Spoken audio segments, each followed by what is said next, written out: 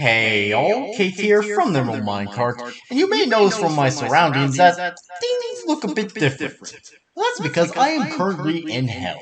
Now you're probably wondering, Kate, why are you in hell? Well, the reason is because here's the thing. I like this video game series called Doom, and Doom has inspired me to go down to hell and find Satan. Now you're probably wondering, Kate, why the hell would you want to do that? Well, there's a simple explanation for that. So I can fight him. Why? Because yes. But yeah. Anyways, since I happen to be down here, I might as well do my review of Doom 2016. Which actually, me being down here is actually the whole reason why it's taken a bit for a review to come out, so, yeah. Anyways, you know how these reviews go. Pros, cons, and mids. First off is the shotgun. Now obviously, any game with guns in it, the shotgun is usually the best weapon to use, and is the fun weapon to use, because shotguns are pretty freaking awesome. Especially the weapons in this game have weapon mods, which I will be touching upon more later. But yeah, the weapon mod I love for the shotgun is the one that basically makes it part grenade launcher. Yes, that's right, the shotgun has a weapon mod that makes it part grenade launcher. Honestly, I'm kind of surprised we haven't figured out how to make that real yet. Maybe one day. Next up is the plasma gun. I really do like energy weapons, and I really do like futuristic weapons, so putting them together to make the plasma gun, it's pretty cool. And the favorite weapon mod of mine is the shockwave build, or the shockwave weapon mod that will stun enemies, or even kill them, depending on the enemy type. But yeah, next up is the heavy assault rifle. Just like with the shotgun, rifles are pretty fun to use, and the heavy assault rifle, it's pretty decent. I quite like it, especially since it has a weapon mod that lets it shoot out micro missiles, which is pretty damn fun. Then next up is the chain gun, or the minigun, basically. Now here's the thing. If I was president, I would make it legal to have a minigun. Why? Well, very simple explanation. Because I want one. I want to have a minigun. Like, when I remember, like, whenever I discovered what a minigun was a long time ago, I was like, whoa, I want one. Well, obviously, you know, you can't just go into, like, a gun store and ask for a minigun. Like, you have to have, like, special military permissions, I think. I don't know. But yeah, the chain gun, pretty fun to use. Obviously, miniguns will always be fun to use, because just like the shotgun, it's rare to find a game that makes the minigun boring. And also, the weapon mod for chain gun, basically, like, the weapon mod I like the most for the chain gun is the one that causes the barrel to, or not causes, lets the barrel split up into 3 separate barrels. That's awesome. Obviously, guns that have more than one barrel are pretty cool, which I will actually be talking about that later, but you'll see. Next up is the Gauss Cannon. Besides the weapons that were added in the multiplayer mode, which I will not be talking about, the Gauss Cannon is really the only new weapon that was added to Doom 2016. Honestly, it's very fun. It's a decent weapon. It's essentially a sniper rifle version of the plasma gun. I like the weapon mod that's essentially the Destroyer Blade from Doom Eternal. Obviously, the Gauss Cannon gets a name change and upgrade in the next game, but obviously I won't be talking about that until I eventually get to the next game. So, yeah. Then next up is the chainsaw. Obviously, chainsaws are pretty freaking cool, and this chainsaw lets you refill ammunition and some of your health back. You do get more ammo than health, but hey, you get some health. Now, here's the thing. Ever since playing Doom Eternal, the the chainsaw in Doom 2016 is a tad bit boring. And that reason is because the chainsaw in Doom Eternal has one fuel cell that will infinitely recharge. The chainsaw in Doom 2016, not so much. But that doesn't mean it's not fun, because it is pretty fun to use. Next up is the rocket launcher. Just like with the minigun and the shotgun, it is rare to find a game that makes the rocket launcher boring, especially since it's a rocket launcher. Another thing I would love to have, but I probably shouldn't have, but, I want it anyways. And also, as someone who made Soldier from TF2, yes, that's right, Pyrocynical, fear me. Yeah, I absolutely love the rocket launcher. And, okay, here's a, both weapons, or, not both weapons, each weapon, besides the chainsaw and the BFG 9000, they have two weapon mods. And I actually quite like both of the weapon mods for the rocket launcher. I like the detonation or the detonator mode because if you happen to have a not so great aim like I do and you miss with a rocket, when the rocket is about to pass an enemy, you can use the detonator mod to cause the rocket to explode, which will do splash damage, or not splash damage, heavy splash damage against anything that's around it, including yourself. But yeah, and I also like the the scatter. No, crap. Yeah. I also like the lock-on bursts. That's basically like, oh, it locks onto an enemy and shoots out multiple rockets at the same time. I love that. I think there's a rocket launcher in TF2 that can do that. I think. I don't know. Anyways, getting back on topic. Yeah, rocket launcher, free from the use. Then, okay, you know how I mentioned how we would get to, like, a weapon that has more than one barrel? Well, that's now with the super shotgun. Obviously, this is the cooler twin to the regular shotgun because the super shotgun, if you didn't know, is a double barrel shotgun. Now, if I was given a shotgun, or like if I was asked to choose between a shotgun or a double barrel shotgun, obviously I'm choosing the double barrel shotgun because it's very, very iconic and also very powerful. I only know that because I've used it in video games, not in real life. I've never used a shotgun in real life. But I would like to. But yeah, super shotgun, pretty fun, and also when you master it, because you can master your weapons to make them, like, a bit more powerful. But when you master the super shotgun, instead of being able to fire it twice, which each barrel shooting out one shot, it gets doubled, so you can fire out two shots out of one bullet. Basically being able to shoot it 4 times at once, which is awesome. And obviously, just like the other weapons, the super shotgun gets a pretty epic upgrade in the next game. But, again, I'll talk about it when I get to that.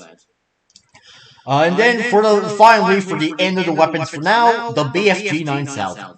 Now, if you somehow don't know what BFG stands for, BFG stands for Big Fucking Gun. Because that's basically what the BFG 9000 is. And it's quite iconic, is a memorable weapon, and you know how I was bringing up TF2 earlier? Well, in the workshop there is actually a BFG 9000 for Soldier TF2 to use, which is, in my opinion, pretty frickin' eepin' epic. But yeah. Anyways, BFG 9000, fun as ever. Next, there are the runes. You can have a total of 3 of these active, and they're basically like little upgrades, like, oh, you can get more shield or get more health from an enemy. But one rune that is very useful, especially if you're playing on any of the harder difficulties, like Ultra Nightmare, is very useful. And this rune basically makes it where enemies will just straight up drop BFG ammo. The thing is, BFG ammo regularly is a bit rare to find, so the fact that there's a rune that makes it where enemies will just drop it is just pretty freaking epic. And again, definitely something that breaks Ultra Nightmare if you really think about it. But yeah. Anyways, next one are the weapon upgrades. Obviously, I've been talking about the weapon upgrades as I went through the weapons, and each weapon besides the chainsaw and the BFG 9000, and I think the super shotgun, yeah, they each have 2 upgrades. Pretty fun to use. Obviously, there will be some upgrades you will use more than others, but they're still fun to use. Now we are getting to the enemies. First off are the imps. Honestly, they look pretty cool. I like them.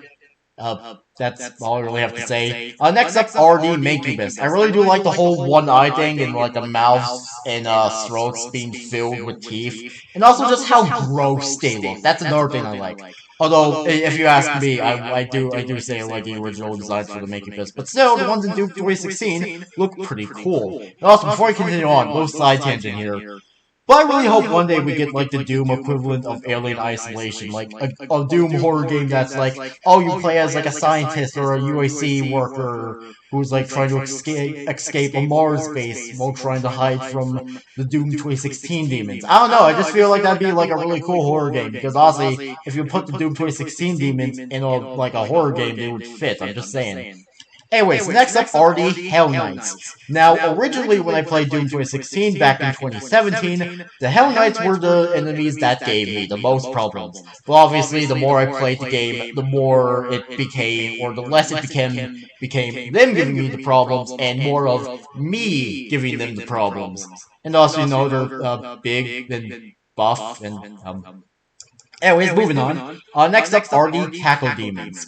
Very, very iconic. Their designs in the Doom games, besides Doom 3, and I think Doom the Dark Ages, I don't know, I haven't played yet. Yeah, their designs are quite consistent. They're red, they have horns, and they have a green eye. In fact, you could go into Microsoft Paint, draw a red circle, give it horns, and then draw a small green circle inside of it, show the picture to someone, and they'll be like, oh yeah, the Cackle Demon from Doom. That's how iconic the Cackle Demon is. And honestly, I'm surprised how we haven't gotten a Doom game where they give you the ability to ride one.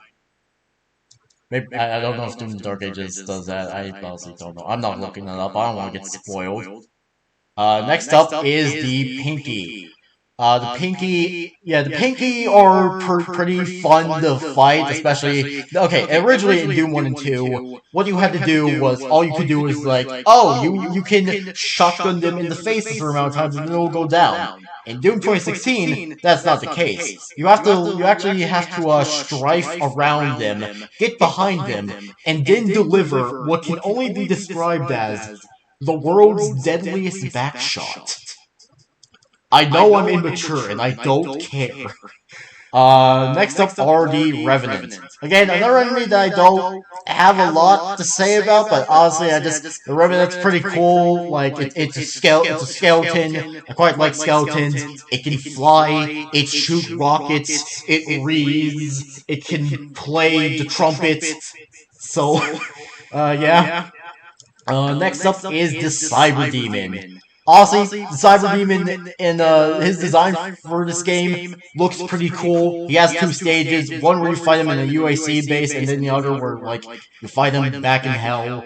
And I have a bit of bias for the Cyber Demon, because originally when I got my copy of Doom 2016 back in 2017, my copy came with this little bonus, like, stickers that could be put on the Xbox controller that were of the Cyber Demon. So, yeah, and I still have them on that controller to this day, so, yeah.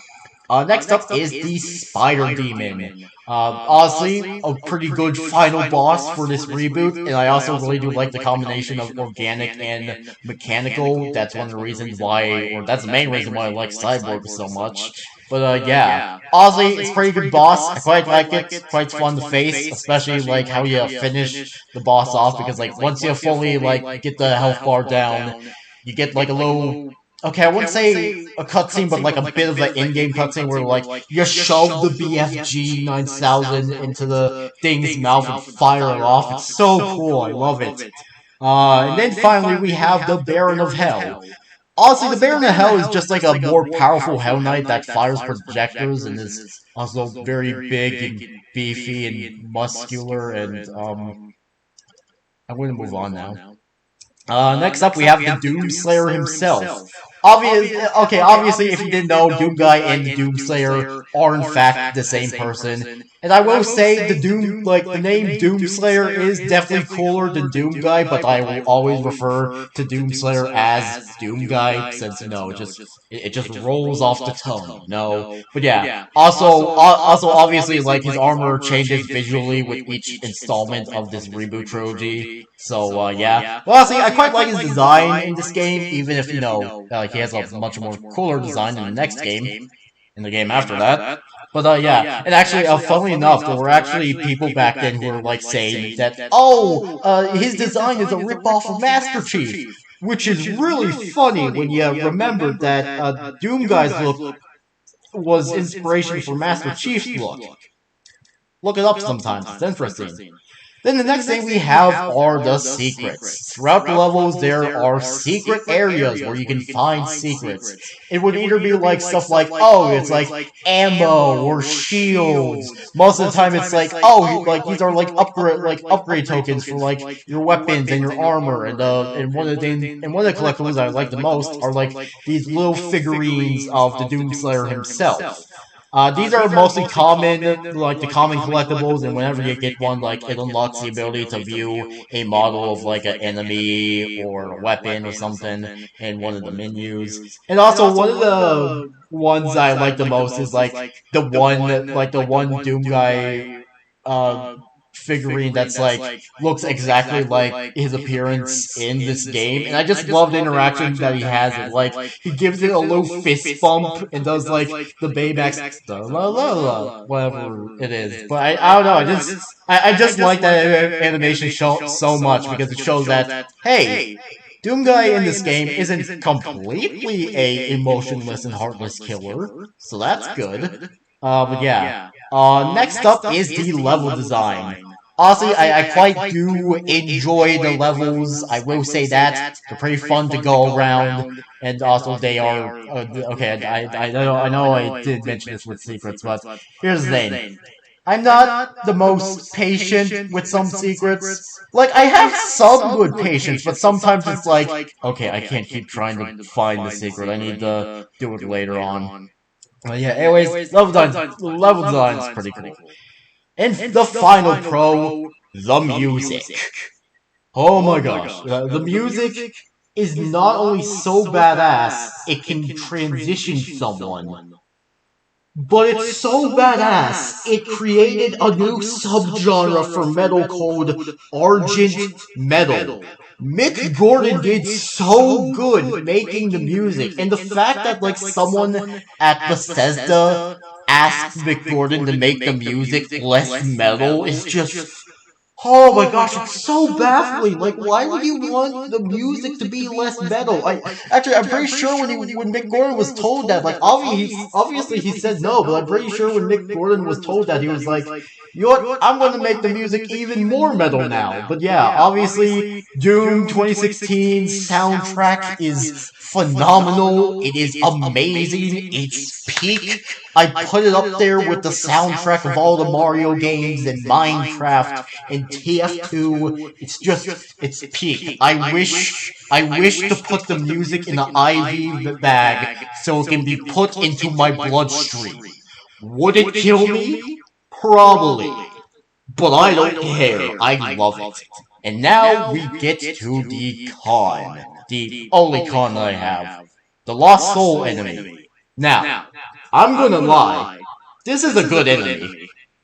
Okay, now here's the thing. I don't hate the suicide bomber type enemy, but when it's one that, can basically jump scare you if you didn't see it coming, yeah, I'm not a big fan of it, especially with little story time. But back in 2017, when I was playing Doom 2016 on an all-nighter, I got jump scared by a lost soul that I did not see coming. Yeah. And here's the thing, whenever I get zero sleep, or I have an all-nighter, I'm a bit more jumpy, like if someone just touched my shoulder, I'd probably scream. Maybe even piss myself. Okay, don't get that scared, but yeah, Lost Souls, personally for me, I don't like them. And now we are at the mains. First off is the pistol. It's a laser pistol. Not even the weapon mods are worth mentioning, so, yeah. Next up are these throwables. I really only use the grenades, but besides that, yeah, also pretty mid. Then there is the Summoner enemy. This enemy was a replacement for the other summoning enemy that they had. And, I'm going to be brutally honest, but, hold on. Alright, I'm back. But yeah, to be brutally honest, I do not like summoner enemies. I know that's not a uncommon thing to hear, but yeah, I do not like summoner enemies, and I hate that they brought this enemy back for Doom Eternal's DLC. So yeah, and also the fact that they even made the enemy, or the summoner, even worse in the DLC. So there's that. Now we get to the Spectre, which is the invisible version of the Pinky. At first, when I played this game for the first time, I thought they were a glitch, but then I later discovered that, oh no, Doom just has invisible pinkies. Fun! Then finally, there is the Hellguard, the second boss. It's honestly nothing special, honestly, in my honest opinion. But yeah. Anyways, I give this game 7 out of 7 stars because what other score would I give Doom 2016? Doom 2016 is not only like a really great reboot and like a really great way to start like a new trilogy, but it's just also really fun, and the music is freaking epic, and I love it. But yeah, and also obviously this game gets a Emerald Seal of Approval. Actually, in fact, it gets multiple seals of approval. So yeah. So anyways, that's it for this video. Make sure y'all subscribe, like for more, and I need to find my way out here. It's getting a bit too hot here. Yeesh.